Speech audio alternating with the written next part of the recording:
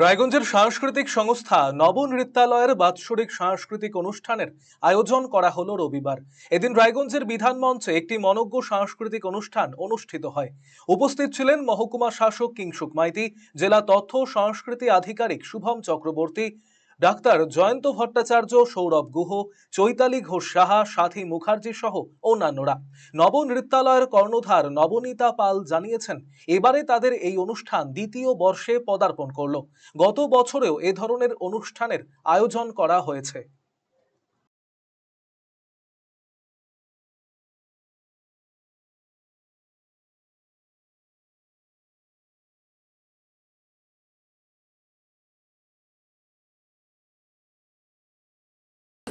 আজকে নবনৃত্যালয়ের বাৎসরিক সাংস্কৃতিক অনুষ্ঠান দ্বিতীয় বছর।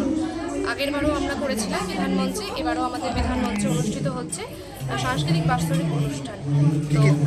তো কি রয়েছে আজকে নবনৃত্যালয়ের ছোট থেকে বড় 200 জন স্টুডেন্টকে নিয়ে আমাদের সারা বছরের পরিশ্রম আজকে আমরা একটু আনন্দের জন্য তুলে ধরছি সকলের সামনে।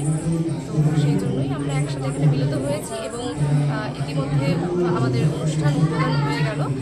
সেই ক্ষেত্রে আমাদের এর পর আমাদের অনুষ্ঠান এখন চলবে।